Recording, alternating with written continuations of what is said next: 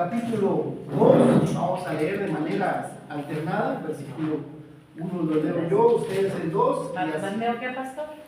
Mateo capítulo 2. ¿Ya estamos ahí? Mateo capítulo 2.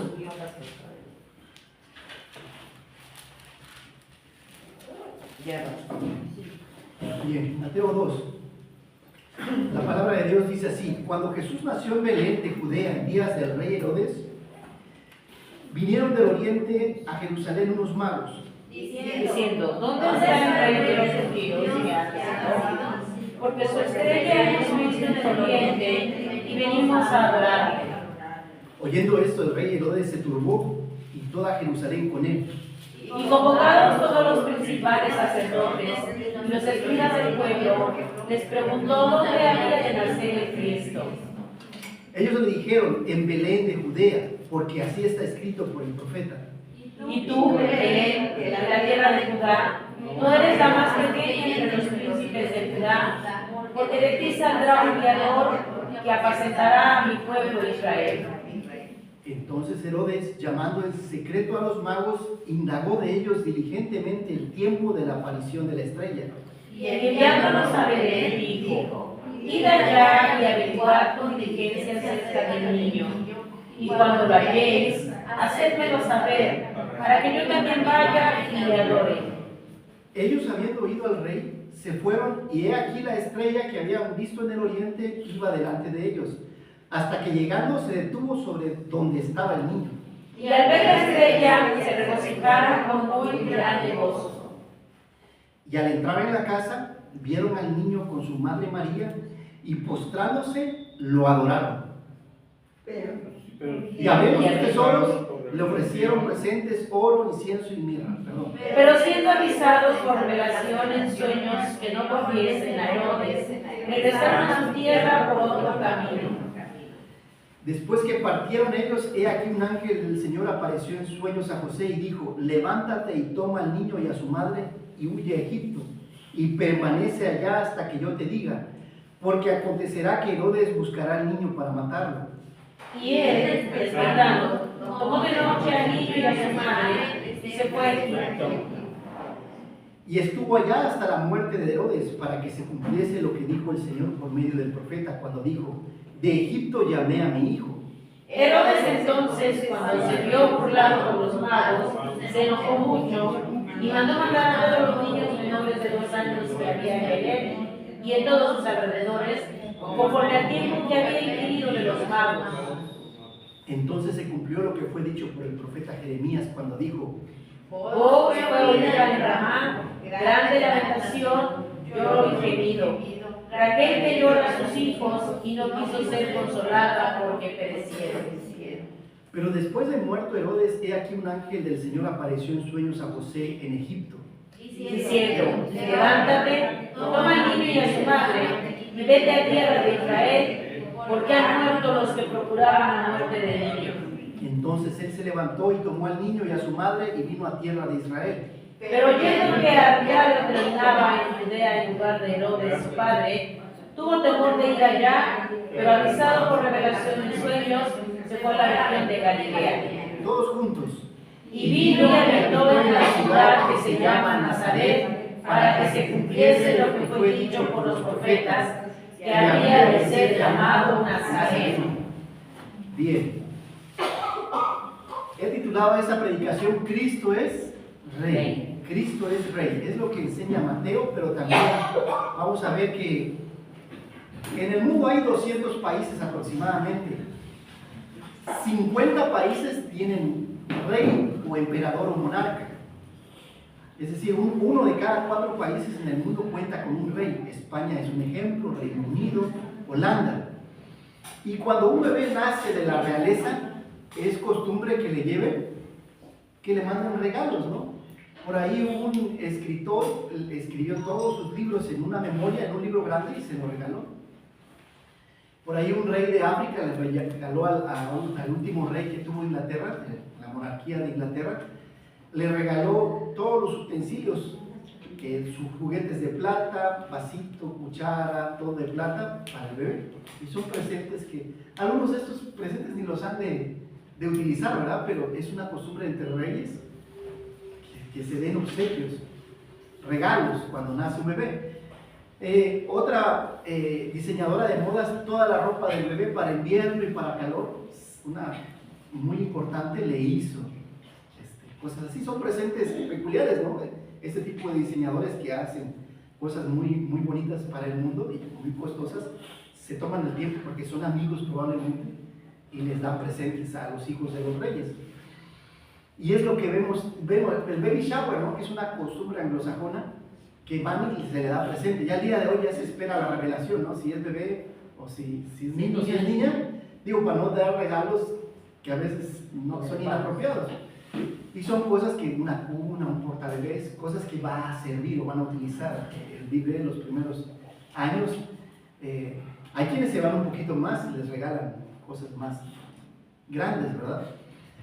Y es lo que vemos, el nacimiento del Señor Jesucristo y que llegan unos magos de Oriente a adorarle.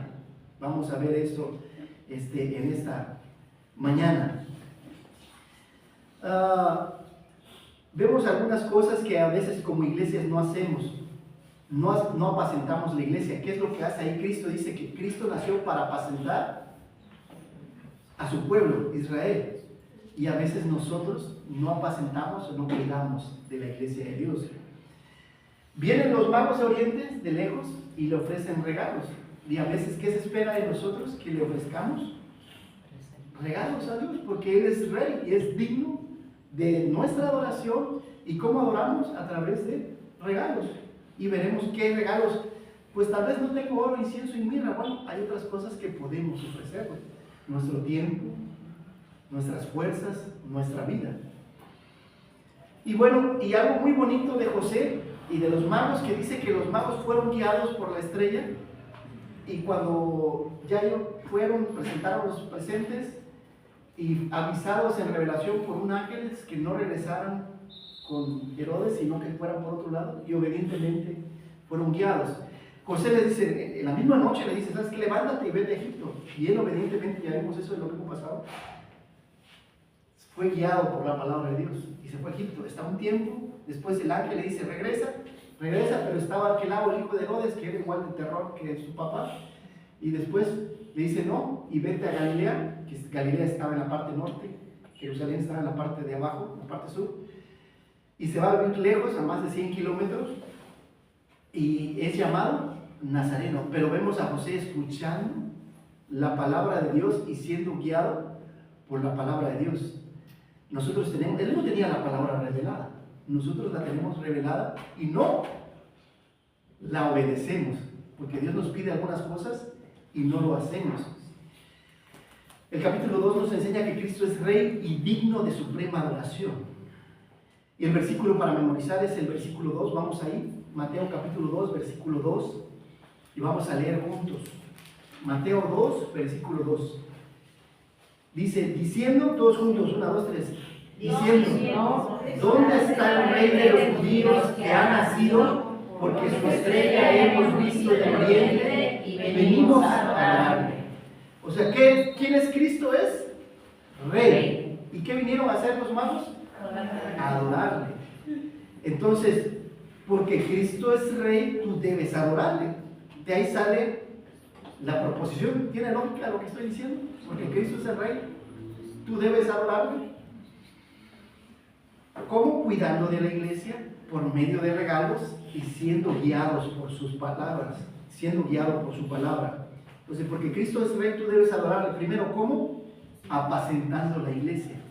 Porque Cristo es Rey, tú debes adorarle. ¿Cómo? Apacentando la iglesia.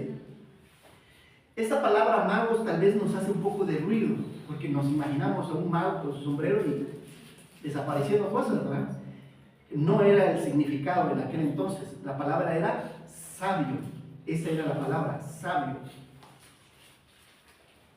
Una persona muy inteligente, con muchos conocimientos de medicina, de astrología, de cuestiones religiosas.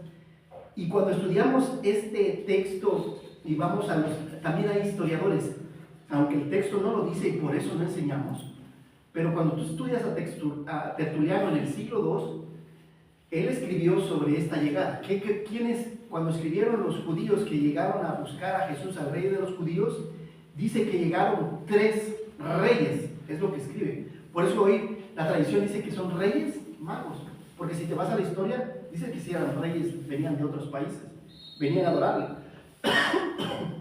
Y hasta ¿de dónde sale esos nombres de Melchor, Gaspar y Baltasar? De aquí, de los estudios de Tertuliano, que son historiadores. Dice, se llamaba Melchor, Gaspar y Baltasar. No lo enseñamos como tal en nuestra teología porque es sana. El texto dice que eran magos, pudieron haber sido 2, pudieron haber sido 4, 5, 6 o más.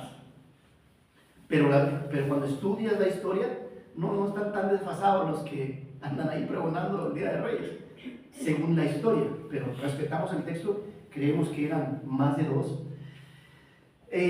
Algunos, aunque dice de Oriente, el Oriente era hacia Egipto, el Oriente de Israel era Egipto, es correcto. Algunos creen que venían de Egipto, pero en aquel entonces, ¿por qué se le consideraba Oriente? Porque a los hombres de Oriente estaban los hombres del Este, y así se le conocía como gente del Este, que eran medos y persas. Pero por las costumbres, digamos, ¿quiénes eran los que tenían conocimiento de astrología? Babilonios. Pero ¿quiénes tenían conocimiento de astrología, más de cuestiones espirituales? Eran los persas. Se cree que eran persas porque ellos son descendientes de lo que es hoy los árabes, que son los hijos de Ismael, y también tenían parte de las escrituras. Entonces hay muchas inclinaciones, que Egipto, que Babilonia, pero más fuertemente persas. Venían de 1600 kilómetros, varios meses que venían de allá para acá, y para cumplir algunas profecías. Cuando dice que Balaam, cuando profetiza Balaam, dice que vendrá una estrella y guiará para descubrir quién es el rey de Israel. Muchas profecías se cumplen en el nacimiento de Cristo. Y entonces incluso habla, ahora, ¿quiénes eran estos magos, estos reyes sabios? Eran gentiles y venían a adorar al rey de los judíos y al rey de este mundo. Y lo curioso es que los sacerdotes, cuando escuchan, debieron de haberse postrado y decir: Señor, vamos a ir de chismosos. Suelen ser chismosos, ¿verdad? Las personas debieron haber acompañado los sacerdotes y escribas a los magos para adorar al rey, pero como no estamos interesados en que nadie nos reine, ya tenemos Herodes y cada uno tiene su beneficio. Aquí estamos el sumo sacerdote y tenemos cada quien su puestecito como para que venga un rey y nos quite el negocio que tenemos aquí en el templo. Estaban más interesados ellos en las cuestiones económicas, como mucha otra iglesia que está más interesada en ver cómo trasquila a las ovejas que en alimentar a las ovejas y que otras ovejas puedan venir al redil. Eran gentiles, eran estudiosos de diversas artes y venían del Oriente. Habían visto una estrella extraordinaria, nunca antes vista, aparte de que estudiaban ellos las estrellas, astrólogos, y no el día de hoy como lo del zodiaco y Piscis y esas cosas, no, eran verdaderos astrólogos, conocedores de las estrellas, la cual indicaba el nacimiento del rey de los judíos. Aunque ellos adoraban las estrellas, las tenían como dioses, ¿cómo Dios usa que aún la adoración a las estrellas vengan y adoren al verdadero Dios? Dios puede utilizar cualquier debilidad humana para llevarte a Cristo. Cualquier pecado puede llevarte a pedirle perdón a Dios y conocer al Rey de Gloria. La estrella indicaba que su reino era celestial y no era terrenal. Todavía no. Vino a establecer su reino a través de su muerte.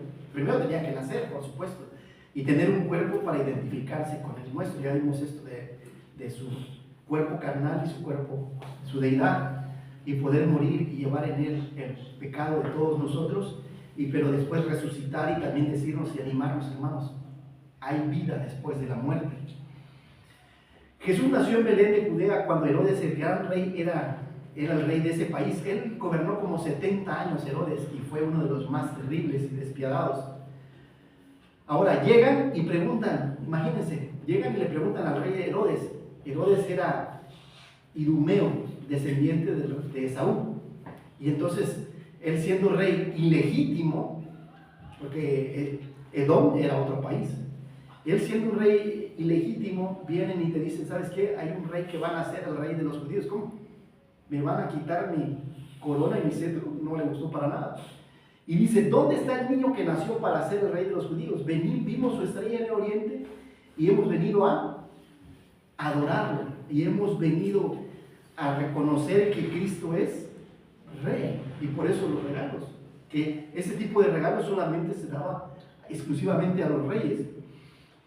Y dice que se turbaron, dice que se pusieron nerviosos, y aquel rápido manda llamar a los escribas y a los sacerdotes, a ver, dígame rápidamente, ¿dónde debe nacer el rey de los judíos? Y él dice, rápidamente, dice, no fue algo que estuvieron todo el día investigando. Él, ¿dónde iba a nacer el rey de los judíos? ¿Dónde tenía que nacer? En Belén. ¿Se acuerdan? Había profetas que habían profetizado que iban a ser tú, Belén, que eres la más pequeña, como lo había dicho el profeta, y tú, Belén, que eres la tierra de Judá, no eres la más pequeña entre los príncipes de Judá. O sea, se esperaba que un rey naciera en la capital, en Roma, en Jerusalén, en un gran palacio, pero él estaba naciendo ¿dónde? En Belén, en un pequeño poblado, que cuando llega al mesón no hay lugar para él y tiene que nacer en un establo entre los animales, sin las condiciones que a veces uno esperaría, higiénicas, y en la casa de pan. ¿Se acuerdan qué es lo que significa Belén?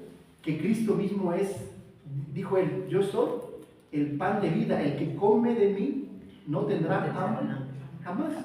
Y le dice, y es necesario, ¿se acuerdan? En Juan capítulo 6, cuando les dice a los judíos, el que no come de mí, no come de mi carne, no bebe de mi sangre, no tiene parte de mí en el reino. Y no se refería literalmente que tenías que comerlo, hablaba espiritualmente, hablaba simbólicamente. ¿Qué estaba diciendo? Si tú no te arrepientes y crees que yo soy el único camino, verdad y vida, no tienes entrada al reino de los cielos. Y desde ahí dice que miles de personas, cuando llegaban, se juntaban a comer, que alimentó Jesús a miles de personas, dejaron de seguirle, porque no entendieron. Hay mucha gente que no entiende.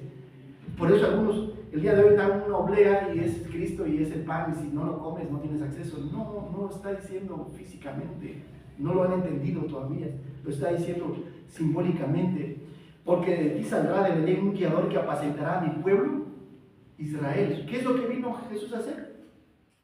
A apacentar.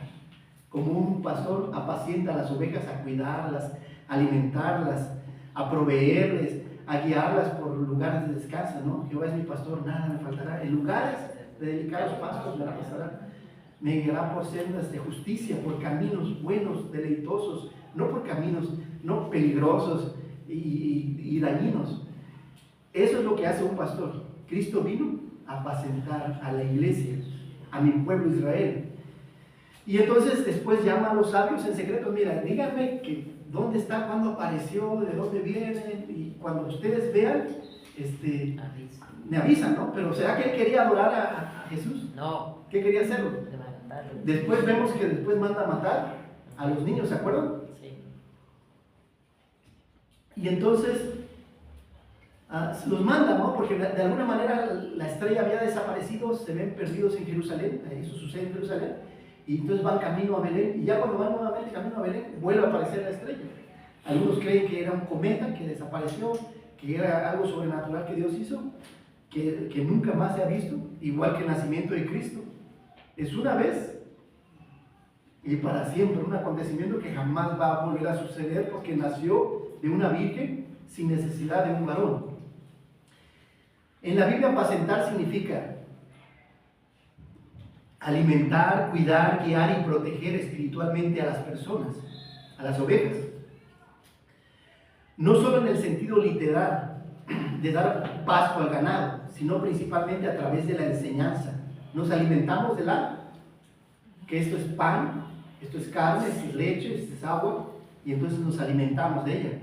Del cuidado amoroso, tienes las ovejitas y las cuidas para que puedan crecer, madurar. Es una tarea de pastoreo que incluye instruir, enseñar, corregir, redarguir, proteger de peligros, de los tres grandes enemigos que tiene el cristiano. del mundo, de su propia carne y de Satanás. Ya hemos visto eso los miércoles, vimos eso en doctrina y lo veremos en la escuela dominical, en las grandes doctrinas, que el mayor enemigo que tenemos es Satanás. Y tienes que conocerlo, cómo opera, cómo busca. Siempre ha sido como lo hizo con Adán y Eva: los deseos de los ojos, los deseos de la carne y la vanagloria de la vida. Lo mismo que ofreció Jesús: los deseos de la carne, el pan que le ofrece, los deseos de los ojos, todo esto te daré si postrado me adorares, y la vanagloria de la vida, ¿no? Lánzate y Dios mandará, no tentarás al Señor tu Dios. El pastoreo incluye sanar heridas. A veces hay cosas en la vida que nos lastiman, una pérdida, el trabajo, familiares, amigos que nos lastiman, y llegar a ser maduros espiritualmente, dejar de ser niños y convertirse en hombres espirituales. Y es los unos a los otros. No solamente es trabajo del pastor, es los unos a los otros. Me cuesta pastorear a mis hermanos. Piensa en lo que Jesús le pidió al apóstol Pedro cuando le dijo: apacentad la iglesia de Dios que está entre vosotros, cuidando de ella, no a la fuerza, sino voluntariamente, porque quiero hacerlo.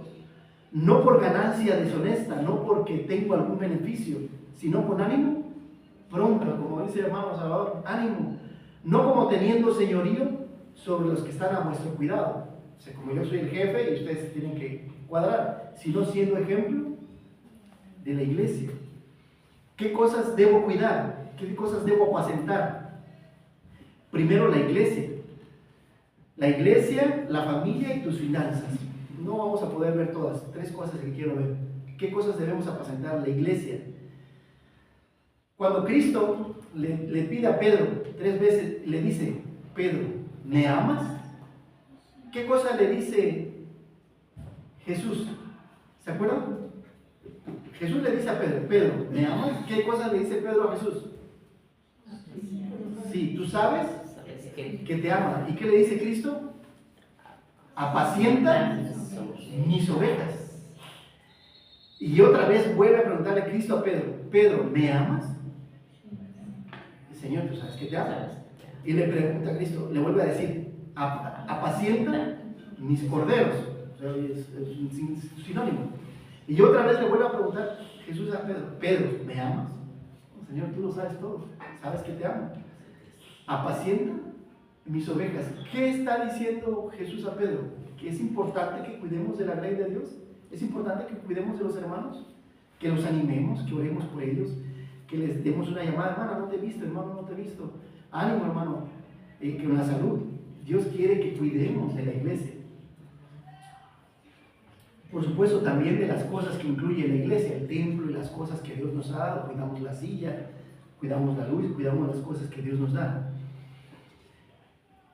Otra cosa que debemos cuidar, la familia, porque la iglesia está llena de familias. Y tan importante es así que vivimos todo un año familia cristiana, cómo debe ser una familia. Debemos cuidar del matrimonio, de estar siempre pendiente de tu matrimonio, cómo va, de la comunicación, de la relación, a pesar de los años. Porque a veces se quitan algunas cosas y tienes que meter otras cosas. Cuando ya te jubilas, cuando también hay falta de dinero, el matrimonio tiene que ser sólido.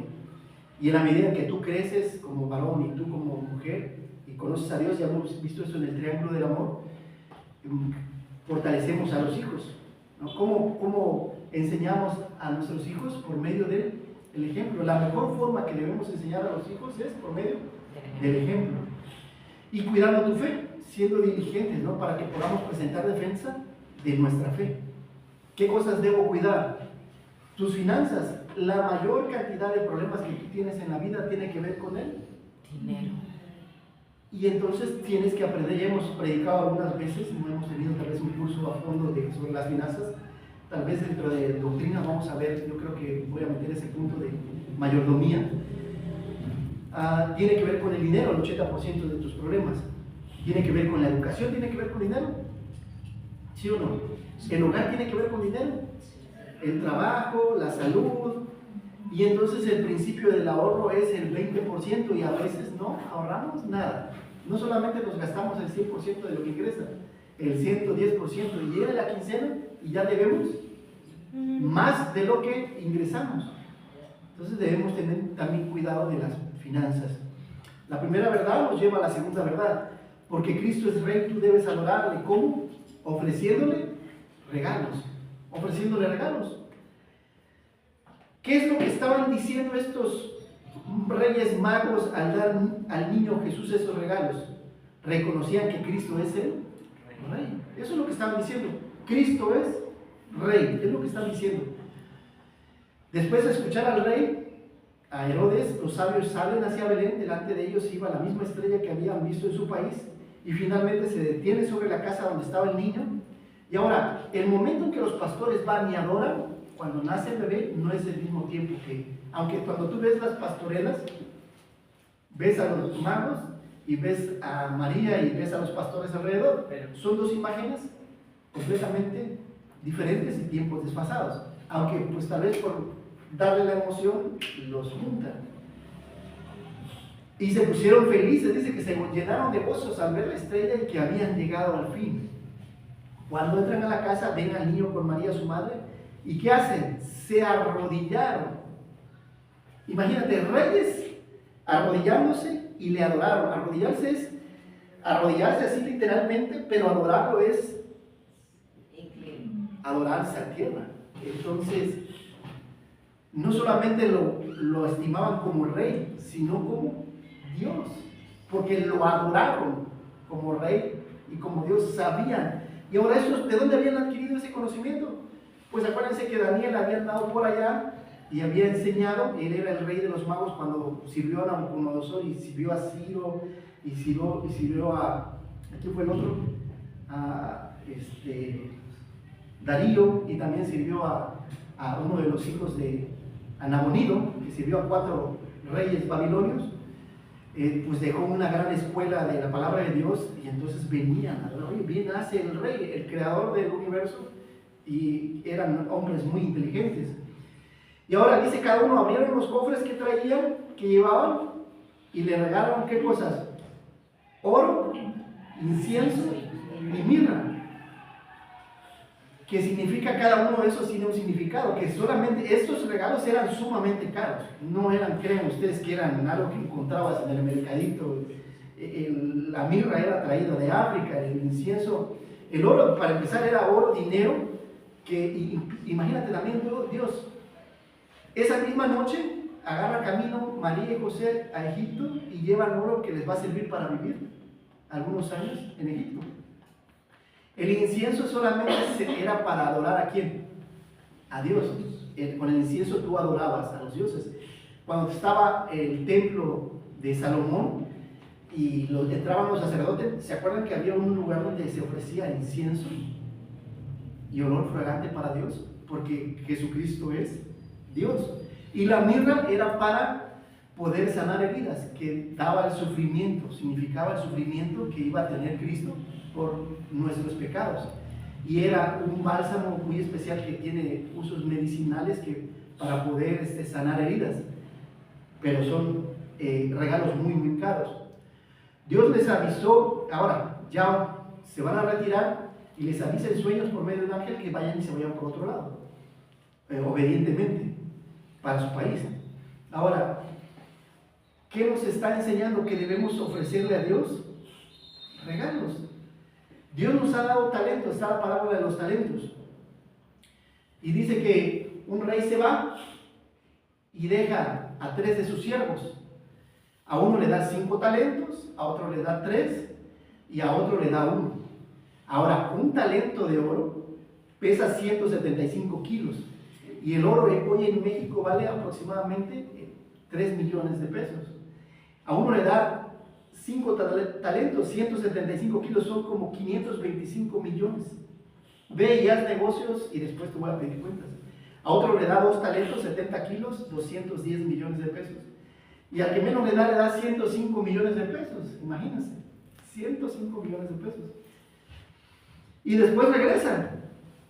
Dice, ve, haz negocio con ese dinero hasta que yo vuelva, ¿no? Y está hablando que el rey es Cristo, que se fue al cielo y nos ha dado talentos. Nosotros somos estos.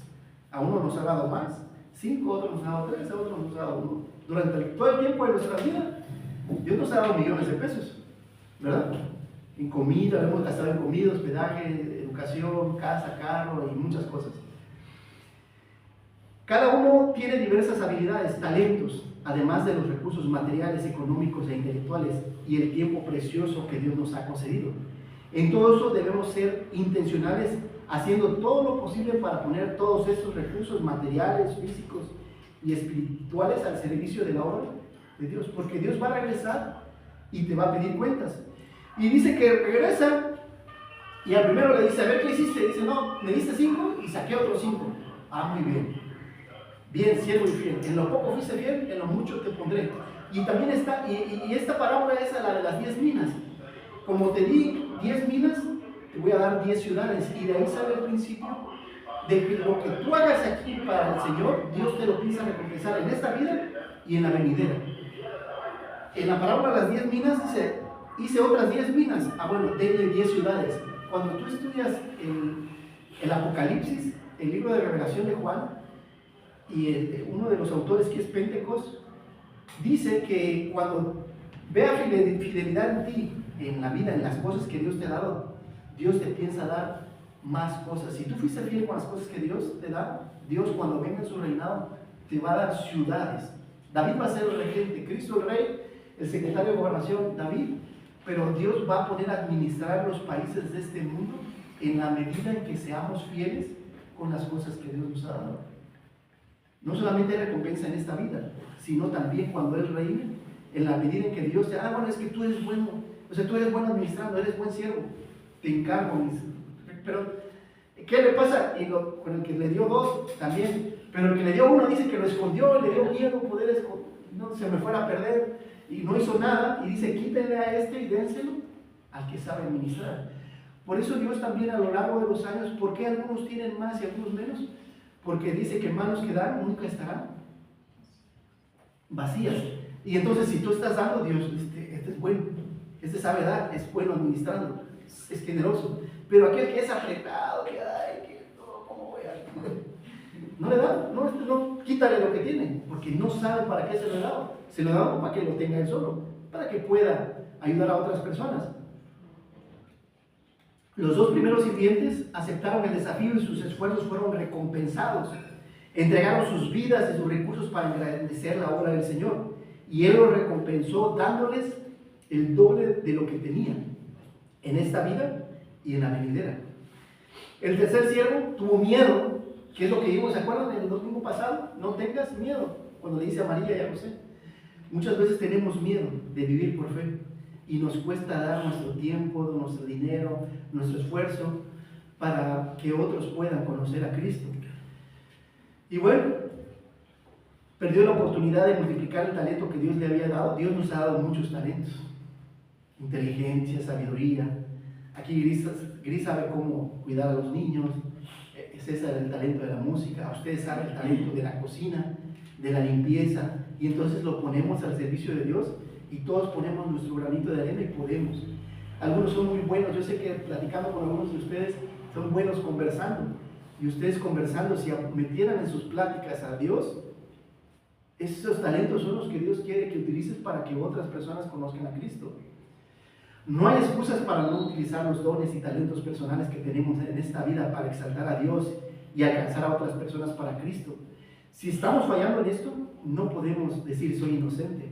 Porque Dios va a venir bien siervo y fiel, en lo poco fuiste fiel, en lo mucho te pondré. Y cuando venga el siervo y fiel, dice, no, allá a la colita, o sea, entrará al reino, sí, será salvo, sí, pero ¿será recompensado? No. Van a haber muchos creyentes que lleguen al cielo y no serán recompensados por su infidelidad, por haber usado mal los recursos que Dios les ha dado. Tú pudieras decir, ¿sabes qué? No tengo ni oro, ni incienso, ni mirra para regalar a Dios, pero tienes, el oro sería tu dinero, el poco dinero que tengas, quiere Dios que lo pongas al servicio de Dios. Tal vez no tienes incienso, pero tienes una vida espiritual que puedes ofrecerle a Dios. Tal vez no tienes mirra, pero sí tus sufrimientos, o no hay sufrimiento en la vida cotidiana, y Dios quiere que se los consagres a Dios. Digamos el oro, ¿cómo puedo dedicar mi oro, mi dinero a Dios? bueno, un regalo especial. No todos los años tenemos la oportunidad de regalarle a Dios algo que va a ser para su obra. O a través del año el poder arreglar, terminar arriba y abajo los baños y el poder tener, Señor, esto es para tu obra. O el poder estar ahorrando, el ser fieles en nuestros diezmos y ofrendas, y el cual vamos a partir de este año, todo lo que ingrese cada mes vamos a apartar un 20% para sea comprar esta casa, y hay que estar orando, porque también Dios nos puede regalar. U otro terreno que Dios tenga planeado donde Él quiera.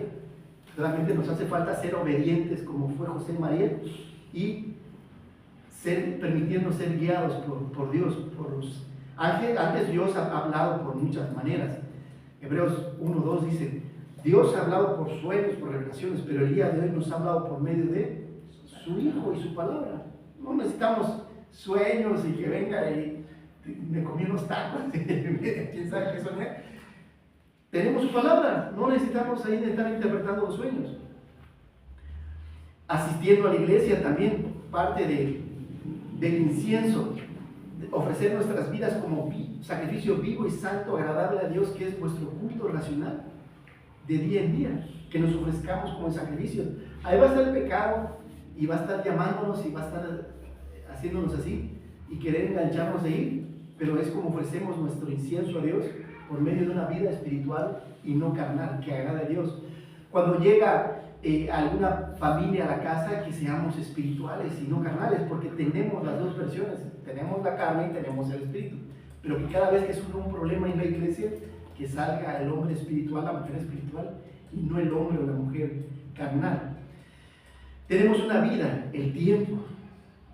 ¿En qué dedicamos nuestro tiempo? ¿Necesitas dinero para orar? Pues hay que orar, ¿verdad? ¿Necesitas, tal vez para comprar una Biblia? El hermano Joel nos va a traer algunas Biblias si Dios quiere, pues, pero se necesita tiempo, se necesita vida para leerla. Pero pues podemos hacernos de una Biblia gratuita para poder leerla. Compartir a Cristo se requiere tiempo. La salud es algo que también uno de los dones que Dios nos ha dado para poder presentar la poca salud que tenemos para agradar a Dios. Ahora, la mirra que Dios nos da, el sufrimiento. La vida está llena de sufrimientos, de enfermedades. Y a veces uno piensa que cuando eres niño ya no voy a sufrir el estar aprendiendo, ¿no? Pero llegas y tienes un trabajo y ahora tienes que tolerar al jefe, tolerar un horario. Y ahora te casas y el hombre tiene que tolerar a la mujer al hombre, tolerar a los hijos a los padres, los pastores a los miembros al pastor. Y bueno, los gobernantes a los gobernados y los gobernantes. Y entonces está lleno de sufrimiento, pagar cuentas, pero tienes que aprender a sufrir en la enfermedad y entregar tu enfermedad a Dios. En el servicio hay sufrimiento. Sí, a veces hay pleitos por el hecho de servir, pero tienes que aprender a sufrir, como Cristo sufrió. Y lo vimos en 1 de Pedro, que el sufrimiento nos identifica con Cristo. El sufrimiento nos ayuda a identificarnos con los que sufren para ayudarlos. El sufrimiento nos ayuda a crecer, es parte de la madurez. Trabajar, se sufre en el trabajo, sí, al estudiar, al meditar en la palabra de Dios, en tus relaciones, en tus amistades. Entonces, ¿qué regalos podemos ofrecerle a Dios? Nuestra vida, nuestros recursos y nuestros sufrimientos. La segunda verdad nos lleva a la tercera verdad, porque Cristo es Rey, tú debes adorarle. Porque Cristo es Rey, tú debes adorarle. ¿Cómo? Dejándote guiar por su palabra. Dejándote guiar por su palabra. Los que son hijos de Dios, dice la palabra de Dios, son guiados por el Espíritu de Dios.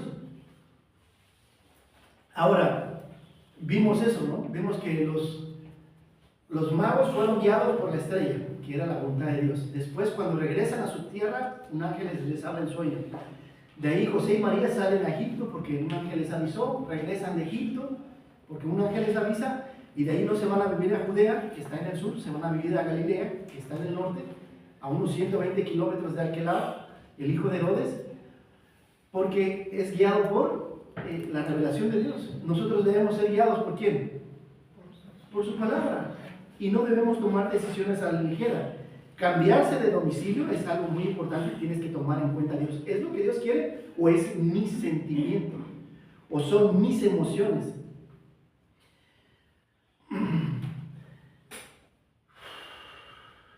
Ahora, le dice que van a Egipto porque porque va a matarlos, ¿se acuerdan? Porque Herodes va a matarlos. Después Herodes se ve burlado por los magos, manda una comitiva. Había pasado un año más o menos, pero dice, para que no se le escapa, manda matar a los niños menores de 2 años, no solamente en Belén, que era una ciudad pequeña, sino que a todos los alrededores. Como era una ciudad pequeña, no podemos pensar que un pueblo pequeño no había miles de niños. Tal vez algunos teólogos creen que había unos 20 niños, pero mató a sus alrededores, a todo el lugar. Dice, por eso después dice, para que se cumpliera la voz del profeta que había dicho Jeremías, que Raquel llora por sus hijos, porque esa era la región de Benjamín. Belén es donde había nacido Benjamín, fue el último hijo que tuvo Raquel, que es cuando muere, el hermano de José. Y por eso Raquel que llora a sus hijos. Oseas había profetizado eso hace 800 años antes. Y dice, grandes llanto y lamento oyó la gente de Ramá. Era Raquel que lloraba por la muerte de sus hijos y no quería ser consolada. Imagínate, se cumplen 4 profecías. Es que te dice que Jesucristo es Dios. Cristo cumple con todo lo que se esperaba de él en el Antiguo Testamento. No hay duda que Cristo es Dios. No hay duda alguna que Cristo es Rey. No hay duda alguna que Cristo es el hijo de David, de la ascendencia de David, de Abraham. Y de ahí se va a Egipto y dice también para que se cumpliera la profecía cuando dice, de Egipto llamé a mi hijo para que venga y haga mi voluntad. Regresa de allá y también otra profecía cumplida. Y de ahí dice, no va a ir a vivir a Belén, si va a ir a Nazaret para que sea llamado Nazareo, que ha profetizado el profeta Isaías y Jeremías y se cumpliera así la palabra. Imagínense que nosotros profetizáramos dentro de 1000 años va a haber esto en tal ciudad. O sea, es algo que solamente Dios puede hacer, es algo que no ha pasado. Y entonces podemos confiar que si la palabra de Dios se cumplió en el nacimiento de Cristo, confiamos en que Él va a venir y esperamos su venida. Confiamos que el día que muramos nos vamos con Dios al cielo. Confiamos en que Él está con nosotros todos los días y que no estamos solos y que Él nos ayuda en nuestras tribulaciones. Los magos son guiados por una estrella. Nosotros somos guiados por su palabra. José y María son avisados en sueños, nosotros somos avisados por su palabra. Entonces debemos estudiarla. Pudieras decir, me cuesta ser guiado por la palabra de Dios. Recuerda que Dios nos ha dado un mapa para vivir esta vida. La Biblia se trata de escuchar la voz de Dios y obedecerla. Ahora, ¿qué cosas debo hacer para que Dios dirija mi vida? ¿Qué debo hacer para que Él guíe mi vida? Son 3 cosas básicas que ya hemos visto en otras ocasiones.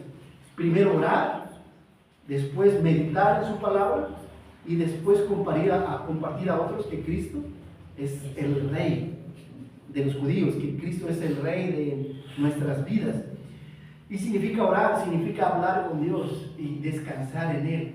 O sea, si tienes alguna crítica, alguna condena, una queja, dásela a Él, no a los hermanos. Y después que Él te llene de su palabra.